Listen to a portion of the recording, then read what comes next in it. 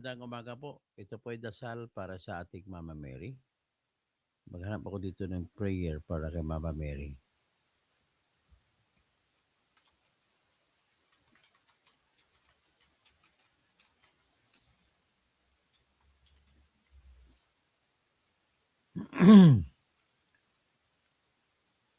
Oh, Blessed Virgin Mary. Ito pa, mag-pray tayo.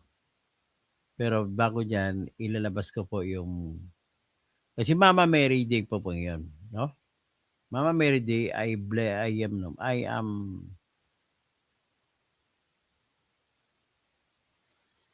am praying for all. Okay. So, Mama Mary Day po ngayon, holiday sa Pilipinas. Kaya wala po kayong trabaho mamaya, pagising ninyo. So, I will say this prayer for before I begin my vlog today.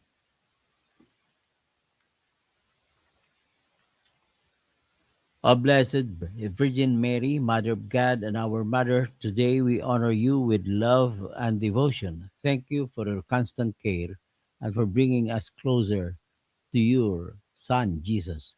We ask for your guidance in our daily lives, your protection over our families, and your intercession for our needs and intentions. Teach us to live with humility, faith, and compassion, just as you did. Amen. Our needs and intentions today that are very urgent are the corrupt men and women in our government.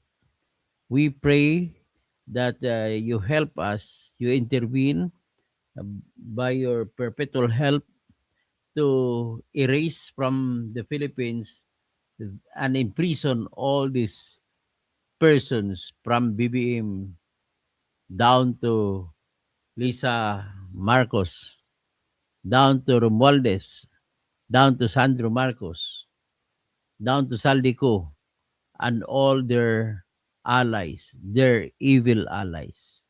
We know that we are doing this prayer because we firmly believe that evil triumphs when good men do nothing. We pray. Kaya ito po mga kaibigan ko Muslim, kaibigan ko mga ibang relihiyon, mga Protestants, mga Iglesia ni Cristo, mga Sabadista o kay Jovi Espinido, mga iba pa, mga Buddhism, ay alam ko isa lang naman paniniwala natin of all good things on earth. Yan ang paniwala natin. So, nasasadlak tayo po sa pinakamatinding problema. Said na po yung ating peso, ekonomiya natin. Makikita mo yung peso natin, 60 pesos ng isang dolyares. Sabi ng nila ni Recto, yung excuse ni Recto, ni Rafi Recto, ay maganda ngayon para yumaman yung mga OFW. Ladies and gentlemen, it is not that the OFW will get bigger exchange for the money. What is important is ang buong Pilipinas, ang ekonomiya natin ay maayos. Ano yung magawin mo na 60 pesos isang dolyares? Pero naghihikaos din ang mga tao. Sa totoo lang, pasalamat tayo ng matindi sa kay Mama Mary, tsaka sa ng Diyos, kay Allah, sa Diyos Ama, o sa whatever God is there, and we do believe that we only have one God, ay naniwala ako na bibigyan ang Pilipinas, lalat lahat mga Pilipino na naghikahos ng blessing para makalampas ngayong December. Kailangan natin makalampas December para buhay tayong lahat pagdating ng January. Lalo na sa akin na Sagittarius ako, birthday boy ako ngayong week. Okay, kailangan nagpe-pray ako na mabigyan ako ng good health Sufficient na po sa akin na makapagsindi ako ng kandila, makapagdasal, makabili ng cake kung makabili. At kung hindi man, di pwede naman na isang bibingka, lagyan ko ng kandila. Yan na lang siguro. Mahal na makan, Mama Mary. I do love you, and I ask you to pray. I pray for you for the eternal repose of the souls of my mother, Marianita Catolico Catalonia Causing, the eternal repose of my sister, board member Lindel Marieta Catalonia Causing, the eternal repose of my nurse sister, Marcier Yugi Causing King, and the eternal repose of my other sister, Priscilla Arlene Catalonia Causing. Lahat po sila ay namatay within 1 year of each other. So, 4 na taon po kami yung panghuling namatay ay nanay ko at kapatid kong board member sa South Cotabato. That is the too painful. Ang pinaka-painful po, ayaw you cure my heart, Mama Mary. It's too painful to me until now, although I have moved on. It's too painful to me whenever I think of my mother, Marianita, and my sister, Lindale, that I caused the death of my mother. When she learned that I was disbarred, natumba na lang po siya sa kama at hindi na po nakabangon. That was in February, or on the 2nd of February to be exact. And she got to be bedridden all the time at hanggang sa nag-pass out siya noong June 21. June 20 was the anniversary, 60th, 59th anniversary of my mother and father for their wedding. And my father had just given a bouquet of flowers as a greeting for their anniversary. And the flower was seen by my mother, and it was placed beside her in her ICU cama. Buti na lang. Kinabukasan, hindi namin alam, mamatay siya. Tapos beforehand, June 10, namatay isa kong sister na board member. It was really very, very painful to us. Nawalan pa ako ng license pag-abogado. Okay lang po, Mama Mary, nasa iyong lahat. We do believe. But everything will be cured in me pag matanggal mo na po lahat ng corrupt sa Pilipinas. Yun lamang po aking hinihiling. At speaking of that, I pray na itong dapat ma-realize ni Bongbong na sapat na po yung akusasyon para siya'y umalis. Sapat na yung sasabihin ng kanyang ate na siya'y addict para siya'y umalis. Sapat na para yung mga nangyayari na inakusa sila, pati si Tambaluslos na kanyang pinsang buo na umalis. Sapat na mga akusasyon na yan, dapat yung ginagawa ni kay Lisa ay umalis. Lahat po ng akusasyon ay mataas po ang uri kung sukatin kung may ebidensya ba o wala. Kung ebidensya po ang pag-uusapan, Mama Mary, I know you are with me when I say na yung tinatawag naming judicial notice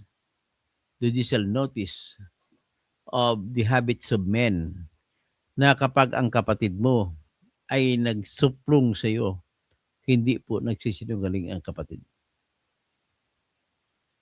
So, ibig sabihin po, hindi po nagsisinungaling si Amy Marcos sa pagsasabi na si BBM ay addict. Hindi na kailangan pa magpa-hair follicle test niya. Kailangan na lang sa kanya ay umalis.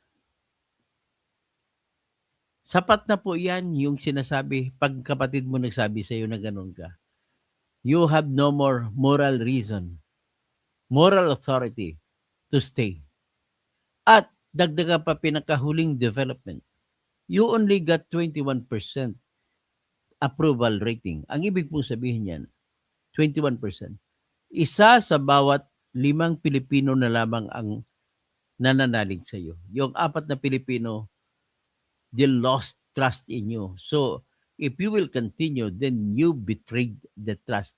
You don't need even to be impeached because the trust has already been removed and the actual betrayal of trust has already been proven by the survey. Nakakahiya po kayo, BBM. Ang problema mo, nung pumasok ka, ang tatay mo pinatalsik. Alam ko, masakit sa inyo yun. Napakasakit sa inyo yun. Sino ba naman pamilya na aaya magsasabi na okay lang sa kanila na napatalsik tatay nila. Kaya, from the very start, ang agenda mo, yung motive mo from the very beginning, BBM, is vengeance, paghiganti. Kaya pinaghigantihan mo, Pilipino. Dinanakaw mo ang lahat na mayroon sa Pilipinas. Para gusto mo igantihan, maghirap ang mga lahat ng Pilipino. That motive of revenge is fueled further by your being an addict. At once na ikaw ay makatira at magiging high, yan ang problema. Kaya nahuli ka minsan, mga utal-utal ka magsalita. Kaya kailangan mo, para hindi ka maging utal-utal, kailangan steady mo ang iyong pagkahitit mo after 15 minutes, snip ka naman ulit ng cocaine. Every now and then. Alam mo na pinaparusahan niya sa ilalim ng Section 15, Republic Act 9165, yung pagiging user sa addict. Illegal drug using is punishable by law. Ikaw ay tagapagpatupad pa ng law kasi presidente ka. So, ano ngayon ang mangyari niyan? Nagsasagi ito, sabi ni Leonora Banhog, sabi ko na kanina, ang proof ko yung kapatid niya mismo nagsasabi. Number 1 proof ko yan. At wala pong kapatid na magtatraidor sa kapatid. Dapat pag nagsasabi ng kapatid na gano'n, ay isa lang ang ibig sabihin. Totoo yan. At naghahanap ng katarungan si Amy. Ang gusto ng katarungan ni Amy, umalis na sila at humingi ng tawad sa Pilipino. Dahil nga sa pagtatraidor, alam ni Amy na tinraidor ng tatay nila ang Pilipino sa pagbagitan ng pagnanakaw ng pera ng Pilipino. Kaya wala po kayong karapatan mamumuno dito sa Pilipinas. Ibalik nyo muna lahat ng ninakaw nyo. Hindi nyo pa nabalik. Ilan lang ba na-recover ng Pilipinas mula ka tatay mo? Tanungin natin ang EI, how much has been recovered?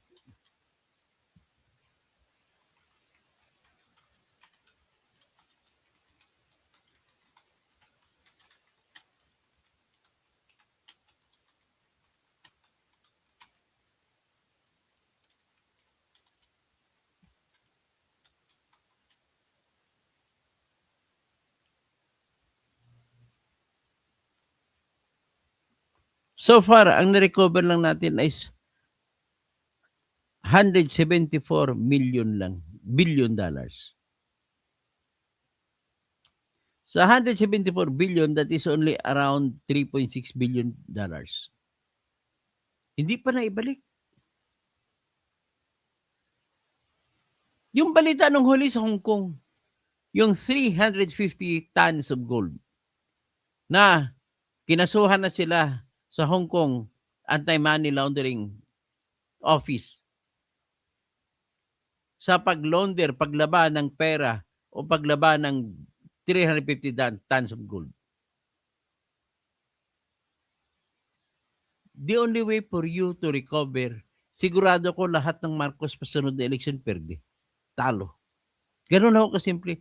Lahat ng associated kay Marcos ngayong 2028 ay talo.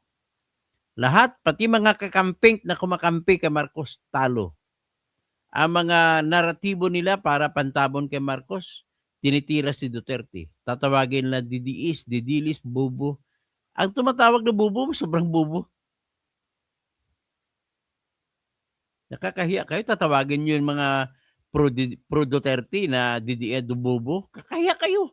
Anong italino nyo? Bakit kayo mga mali-mali mga kwan ninyo? Kagaya ka Professor Danilo Araw, kakasuhan mo ng perjury si Marcoleta. Ang perjury ay kaso na iyan ay krimen na pagsisinungaling sa pagsusumpa.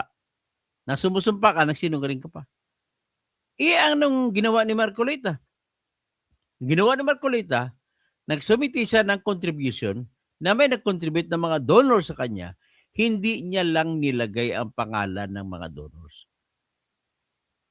Dapat na wala kang sinabi, you never lied. Sige, may sinasabi para maintindihan nyo, no talk, no mistake. Less talk, less mistake. More talk, more mistakes. No talk, no mistake. Hindi siya nagsabi kung sino donor niya, hindi na-identify. Perjury ba yan?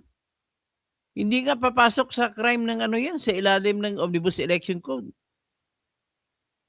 Sa Section 261 in relation to Section 107. So, Mama Mary, turukan mo na ang mga Pilipino ay magiging honest. Karamihan kasi lahat ng Pilipino ay hindi po honest. Hindi disente. Walang delikadesa. Walang hiya. Hindi nahiya. Dapat may kunting hiya man lang. Kapag kini-question na tayo, huwag na nating antay na patunayan pa na may kasalanan tayo. The fact na inakusa ka na, ay nawala na yung trust. Kapag ang pinag-usapan natin ay serbisyo sa taong bayan, sino ba siniservisyon mo? Di ba, taong bayan? Ngayon, kung kine-question ka, ano pa ngayon ang papel mo para sabihin mo may karapatan ka pa pagserbisyo sa taong bayan? Di ba? Kaya, ang iniisip mo, BBM, kasama mo si Ralph Recto. Wala kayong bang iniisip? Tax dito, tax doon, VAT dito, VAT doon. Tatawagin ko lang kayong dalawa na Batman. Hindi ninyo inaalintana yung mga tao araw-araw, mga ultimong Pilipino, araw-araw naglalakad sa kalsada dahil walang masakyan. Nag-aabang ilang oras sa mga jeep para makasakay. Sa mga tricycle, ang mahal pa ng mga tricycle, 50 pesos. Di nyo ba inalintana yan? Ang hirap ng dinanas ng mga ultimong mamamayan na siyang nagtatrabaho araw-araw para lamang yung kumpanya na kanilang pinagtatrabahuan o di kaya yung pampublikong opisina na kanilang pinagtatrabahuan ay tatakbo. At kung tatakbo mga pribadong kumpanya, magkakaroon ng tinatag na produkto. At kung magkaroon ng produkto, magkaroon ng negosyo. At kung magkaroon ng negosyo, magkakaroon ng buwis ang bansa. At kung magkaroon ng produkto at kita, may sisildo sa mga tao. At kung ang tao na may sildo ay may kapagbayad ng buwis sa bansa. Sa bawat bili ng bigas, may ibabayad na buwis. Sa bawat bili ng gasolina, kahit kada litro may binibigay na buwis. Sa kada bili ng candy, mayroong ibinabayad na buwis. Puro lahat yan may bat. Kaya puro kayo Batman. Kaya kayo mga Pilipino, huwag mo sabihin dahil wala kang trabaho ay hindi ka nagbabayad ng buwis. Nagbabayad mo ka ng buwis. Pag bumili ka lang ng pagkain sa Jollibee o kung sa ano, nagbabayad po kayo ng buwis. Kapiraso po ng mga binabayad ninyo sa mga binibili nyo may buwis. Bibili ka ng sigarilyo sa 7-Eleven, may buwis. Lahat po may buwis. Lahat tayo nagbabayad ng buwis. Mahirap pa no mayaman. Ang mga perang yan, kinanakaw nyo, galing yan sa inipon ng mga buwis. Saan ang galing ang buwis? Sa atin. Kasi ang buhay ng bansa ay buwis. So paano pa ngayon ang mangyayari sa buhay ng bansa kung ang kailangan ng bansa para mabuhay 100 billion, kinuha mo yung 50 billion. Grabe ka. Ito, BBM. So kung mayroon pang ibang mamamatay ayoko mamatay. Mahiya naman sana kayo maghanap. Asan ebidensya mo? Asan ebidensya? Sinasabi ko, kinaklaro ko, wala nang ibang pinakamatibay na ebidensya kung ayaw na, yun lang mga hair follicle. Kung ayaw na mag-hair follicle, ang sunod na pinakamatibay na ebidensya ay yung sinabi mismo ng kapatid. Kasi unang-una, anong rason? Sa tinatawag na judicial notice, wala pong kapatid na sisiraan ng kanyang kapatid. The fact, pag nagsalita na ang kapatid laban sa isang kapatid at wala namang ibang awayan na pampamilya na awayan dahil pareho naman sila mayaman, may pera din si Amy, may pera din si BBM. Kumbaga, ano bang hinahabol ni Amy para magalit sa kay BBM? Wala, except the truth that she wants him to tell the truth and resign. That's the only way to save whatever vestige in any Marcos. Kasi nagpatuloy siya, sinisiguro ko sa inyo, wala na pong bubuto ng Marcos kahit sa Ilocos. Bakit lahat ba ng Ilocano maka-Marcos? Ganun lang, kasimple lang yan. The only way to preserve your name is for you to surrender to goodness, to good things. Bakit? Alamin ninyo, bakit? Magtanong kayo sarili, bakit ang Hapon kumukuha ng samurai para isaksak sa kanilang tiyan at magpapakamatay? Akusasyon lang yan. Kung akusasyon ng pakamatay, ibig sabihin parang totoo yun. Pero kung akusasyon, ikaw yung nagparaya, o sige, alis na lang ako, ayaw niya sa akin. Kasi unang-una, public service is public trust. That is written as the first statement, first sentence in Section 1, Article 11. Kasunod niyang statement, public employees and government officials, public officials and employees must at all times render their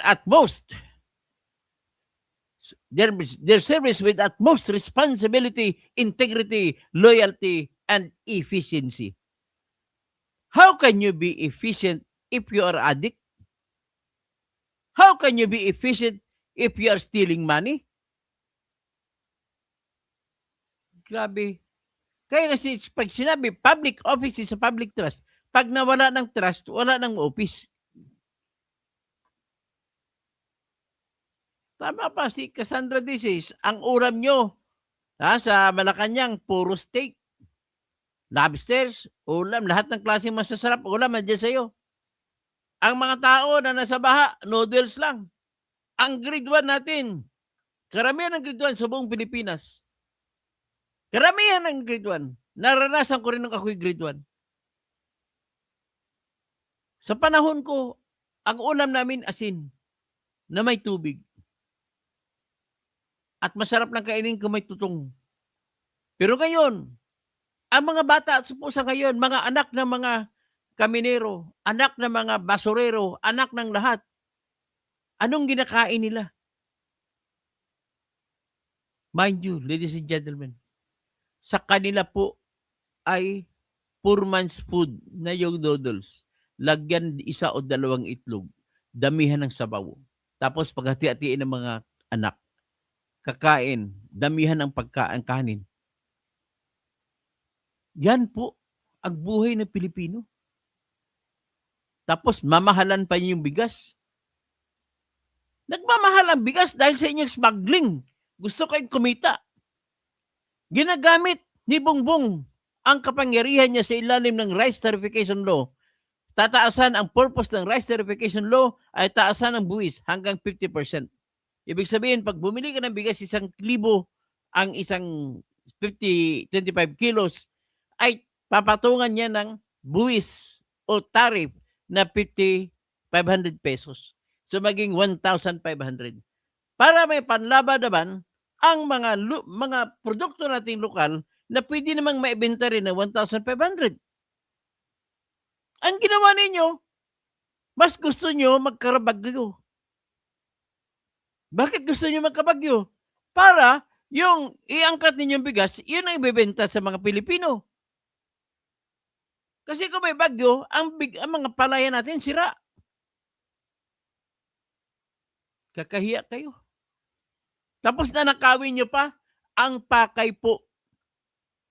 Ang pakay ng flood control projects sa buong mundo na pinag-usapan yan ng NEDA at lahat nung pagkatapos nung administrasyon ni Duterte, ang pakay ay kailangan gumawa ng mga flood control projects sa kaisipan na yung mga tubig sa ating ilog ay hindi na tatawid pa papunta sa mga taniman natin at hindi masisira mga bahay.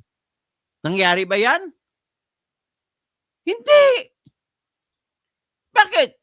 Binulsan ninyong budget para sa pagpatayo.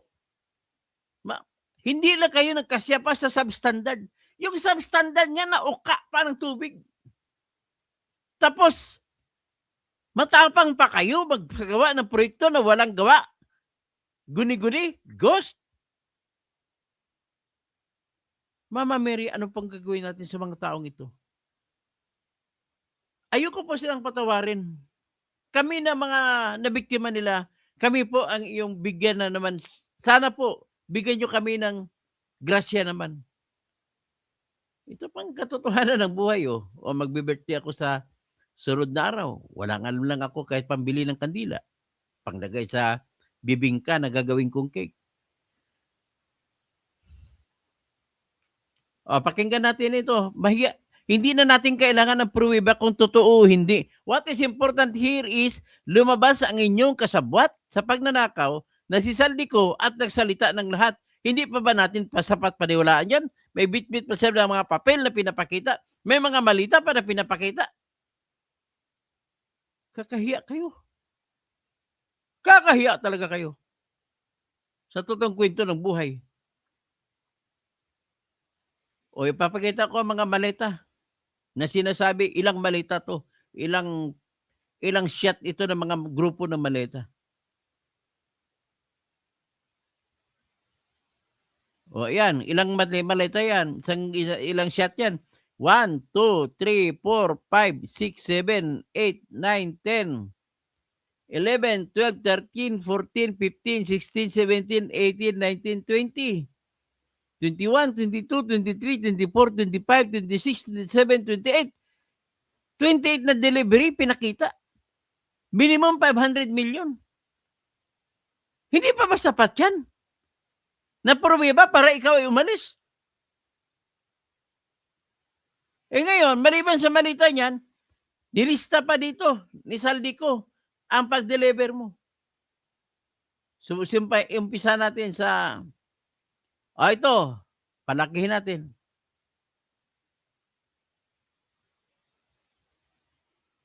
Itong unang delivery, September 1, 2022. 450 billion. Papunta ito kay Romualdez para hatiin nila ni BBM. September 17, 2022, 550 million. September 26, 3 beses sa isang sa 2022, 661 million, 327,000 pesos at 500 pesos. Tapos, October 5, 500 million pesos. October 15, 500 million pesos. November 11, 1 billion pesos. November 18, 500 million pesos. November 20, 500 million pesos. November 25, 2022, 500 million pesos. November 29, 2022, 500 million pesos. December 3, 2022, 500 million pesos. December 10, 2022, 500 million pesos. December 18, 2022, 850 million pesos. January 8, 2023, 700 million pesos. January 9, 2023, 300 million pesos. January 13, 2023, 500 million pesos. January 18, 2023, 500 million pesos. January 20, 2023, 500 million pesos. January 25, 2023, 500 million pesos. February 1, 2023, 1 billion pesos. February 6, 2023, 500 million pesos. February 8, 2023, 500 million pesos. February 14, 2023, 500 million pesos. February 17, 2023, 500 million pesos. March 1, 2023, 500 million pesos. March 6, 2023, 500 million pesos. March 10, 2023, 500 million pesos. Next.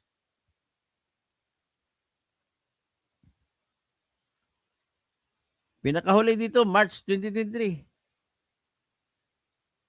Ito, April 2023, March 20, April 2023, 500 million pesos. March 27, 2023, 500 million pesos. April 2, 2023, 432,780,000 pesos. April 2, 2023, dalawang beses nag-deliver. April 2, 2023, 500 million pesos. April 19, 2023, 500 million pesos. May 3, 2023, 228 million pesos, 547,000. May 8, 2023, 500 million pesos. May 12, 2023, 1 billion pesos. May 12, 2023, 654,919,054 pesos. August 17, 2023, 500 million pesos. August 8, September 8, 2023, 500 million pesos. September 28, 23, 500 million pesos. October 5, 2023, 500 million pesos. October 16, 2023, 1 billion pesos. November 21, 2023, November 5, 20, dali.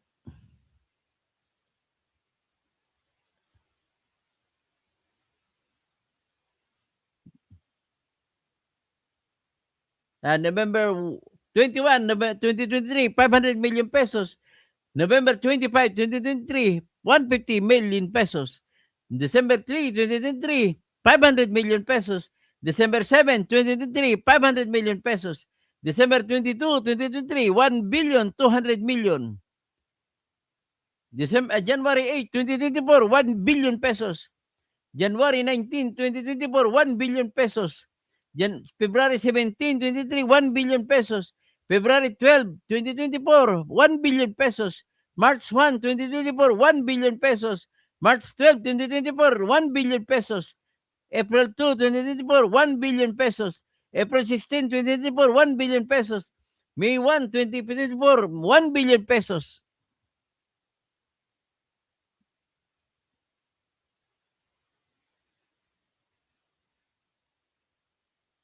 Tingnan natin sa ano.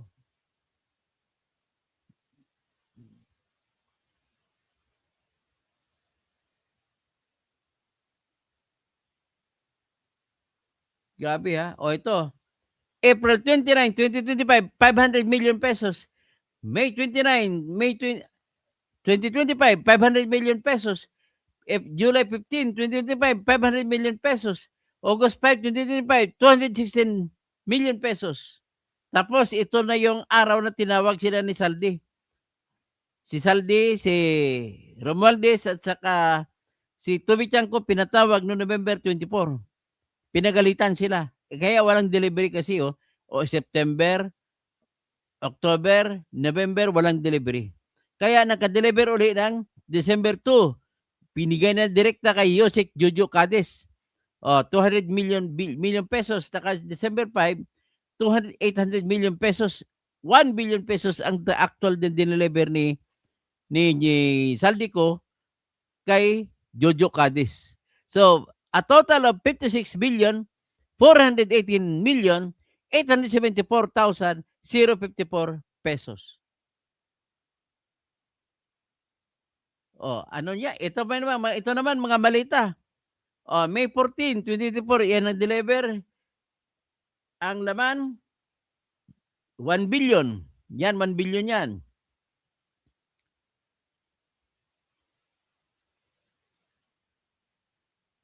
Yan 1 billion yan.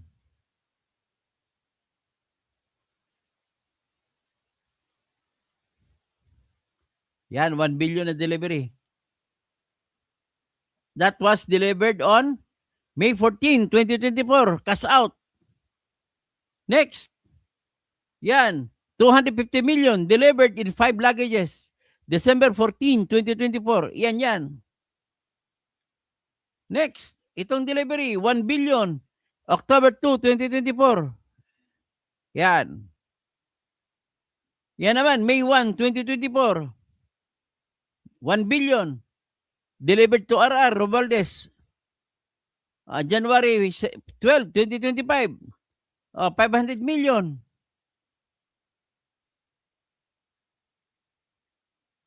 Tapos, January 17, 2025, 500 million.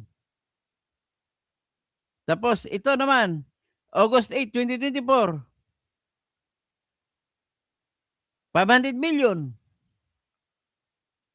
Ito naman, November 15, 2024, may dineliver pala si Saldi, walang paltos. Ang may paltos lang si Romualdez, hindi binibigay kay BBM. Kaya pinatawag sila November 24 eh.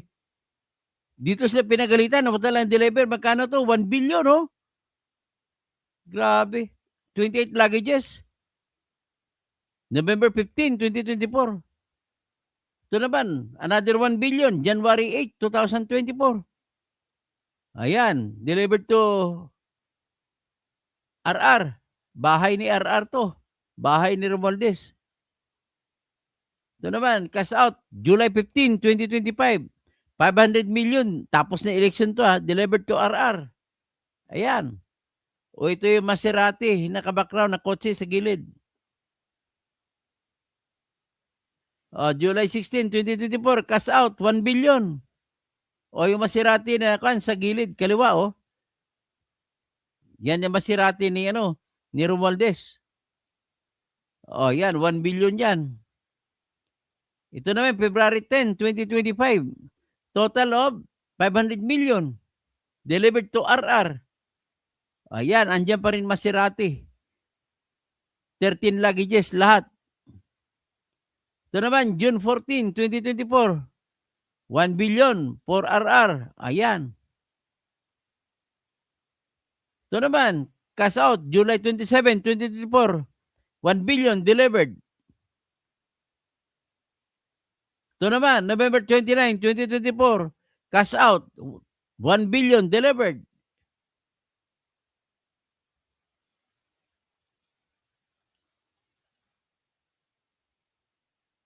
So, dami-dami. Hindi ko na natapos at sobrang dami. Kita nyo yan? Nakita nyo yan, ladies and gentlemen? Ay. Para magre-rebuild ako sa ganung ginagawa nila. Nakaka-rebuild talagang isipin. So, kailangan tanggalin mo dyan si Romualdez, ikaw. Mag-resign ka. Mag-resign din si Romualdez. Hindi po nagsisinungaling si Saldico. Ganun lang ho kasimple yan.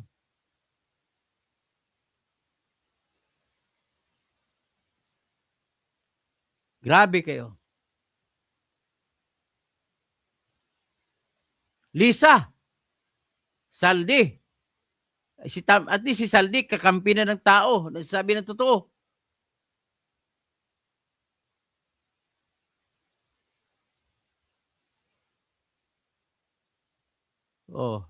Ang problema ko sa mga dilawan, mga walang kwenta talaga mga dilawan na to. Kinakampihan pa si BBM. Kagaya kay Kainso, kinakampihan pa si BBM. Halata na, klaro na nagnakaw eh. Habang ko lang si Bad, Vlogcaster Armandin. Si Colec Suliman. Huwag kayong paguyo dyan. Alam niyo na ibig sabihin, alam niyo nang ibig kong sabihin. Nadidismaya ako. Ayaw kong sabihin dito. Imaginin mo ha. Mahigit 200,000 ang subscribers mo tapos ang boto mo wala pang 90,000. But there is something wrong. Petera Lodino. Good day. Nieves Janet Orsua. Sana nag-resign na si BBM. Cassandra Daisy, Mama Mary, please protect Dr. Toto and his family dahil he is the voice ng mga takot at tanga na Pilipino. Tapos, Mercy Narvasa Suzuki. Don't be sad, Dr. Toto. Lahat ng bagay mayroong dahilan. Ang Diyos masaya na ang nanay mo sa langit. Alam niya, hindi mo gusto ang disbarment mo. Salamat po. Jenny Bumagat. Cassandra Daisy. Magparehab ka na, BBM, dahil ang drugista ay laging magnanakaw at walang drugista na hindi nagnakaw. Dahil hiningi ng katawan mo ang droga. Leonor Rabuanhog. Sinong papalit? Si Sara. Wala problema si Sara. He is the constitutionally elected. Huwag kayo maniwala kung kayo mga kupal na mga dilawan, mga makakabayan kuno, at mga kakaliwa, ayaw na ayaw niya kay Sara. Gusto niyo magiging hunta-hunta? Tarantado. Walang magagawa sa buhay niyo. Kayo, ginagamit kayo, binabayaran kayo ni Sara, ni Lisa, para ganun ang stand ninyo. Nagkunwari pa kayo posisyon. Hindi naman.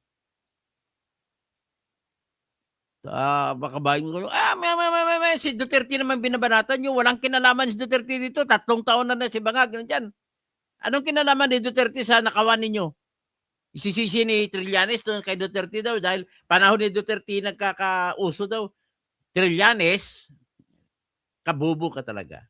Kahit nauso pa, sabihin natin na nauso sa panahon ni Duterte.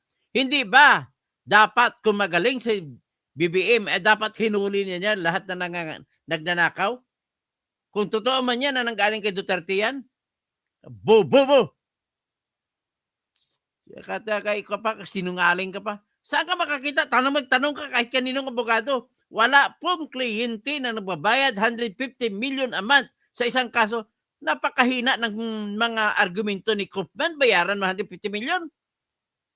Wala pa sa kalahati ng galing ko yun kung ako gumawa ng argumento. Turntado. Ang ICC po, may mandato sila ang ICC. Na ang lahat ng mga inakusan sa kanila, siyempre wala ng pera yan eh. Mga diktador yan ng bayan pero wala ng pera.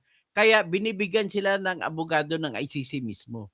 At ang abogado nila sinisweldohan ng ICC sa, kung equivalent sa peso ay 2 million pesos kada buwan. Karudin Kamar, salam Karudin. Maghiganti lang talaga si BBM ito eh. Hindi ka pa nga nakakuan. Hindi mo pa nga nabayaran ng dugo. BBM, alam mo ba? Ang tatay mo, hindi niya nabayaran ng dugo yung mga minasaker sa Jabida. Minasaker doon sa korehidor ng mga tausog. Minasaker niya mga tausog nung nagreklamo mga tausog dahil araw-araw sardinas lang at saka tuyo ang pinapaulam sa tao. May training ka. Dapat ang requirement mo sa calorie sa karne ay dapat mataas. Papakainin mo lang ng sardinas. Kinukurakot kasi ng general na nagtitraining doon. Kaya nung nagalit, nag-aklas si mga tausog na trainee, minasinggan niya. Buti may nabuhay isa, nagtitistigo. Lumangoy galing korehidor papuntang Cavite. At sinalba siya ng senador noon na taga Cavite na si Senator Justiniano Montano. Mama Mary, pabirthdayan mo na lang kami. Jenny Bumagat, hello po Sir Toto. Advance happy birthday po. Salamat po. Cassandra Daisy, Leonira Buanhog, sumunod ka sa konstitusyon, binoto ng majority si Sara at talo ang Pinklawan. Yasmin, Attorney, bakit po madami pa rin bubong abogado po? Hindi ko po nila lahat pero madami po ako napanood na against sa law ang constitution and stand nila. Kasi po, natalo na sila ng kanilang emotion. Ang emotion nila, nagdidikta na ayaw nila kay Duterte. Ganun lang ako, kasimple lang yan. Whatever it is, they do not have reasons. Tinalo sila ng kanilang emotion, ang kanilang reason. Jenny Bumagat, hindi namin alam kung ano ang hinahanap natin sa susunod na taon. Nakawalang kumpiyansa po talaga. Bobby Admain, Sir Toto, ano ang latest balita sa kaso ni Erwin Tulfo? Maghintay lang po at malapit na magpapatawag na po ang Senate Electoral Tribunal para mag-umpisa ng aming hearing ni Erwin Tulfo, ni Senator Erich Sylvester Tulfo. Cassandra Daisy, Si Recto ay tax collector. Sa Bible, makasalanan ang tax collector. O nga, pero mas matangkad siya kay ano eh. Kay Zacchaeus eh. Yasmin, ang goal nila kaya din sila nasa pwesto ay mangulimbat po, attorney. Wala silang pakialam. Ang goal po nila hindi lang mangulimbat. Iipon sila ng pera para manatili. Ang pinaka ultimate goal nila ay magdeklara ng martial law. Ikokodita ni Bongbong sarili niya para wala ng eleksyon mangyari sa 2028. Marami pa rin sa kapwa natin, sabi ni Cassandra, Pilipino ay hindi alam mag-demand ng decenteng sweldo at trabaho. Rowena Nanardo, malinaw ang galawan ng mafia admin na ito. Lahat ng kukontra sa kanila, tatrabahuin nila, may cancer kasi sila sa pagkagahaman. Walang kabusugan. Sana mga bawiin ng Diyos. Ha? Kaya ito sino nag-joke-joke, ano, si Bong Revilla may agimat. Anong agimat niya? Di ba hindi matabla ng bala? Hindi matabla ng hiya. Yun din, kayo din, BBM. May agimat ka BBM, pati si Romualdez, pati si Lisa, si Sandro. Lahat kayo may agimat na hindi ka matabla ng hiya.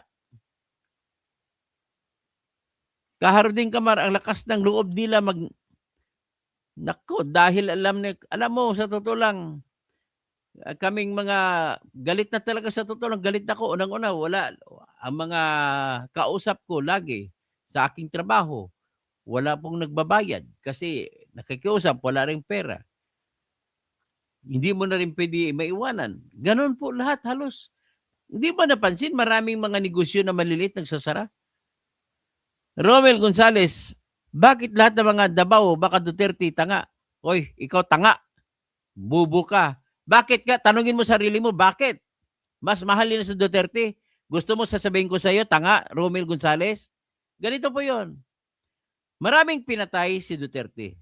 That is, considered na siya ang nagsugo dahil sa panahon niya. Yan ang sinasabi na.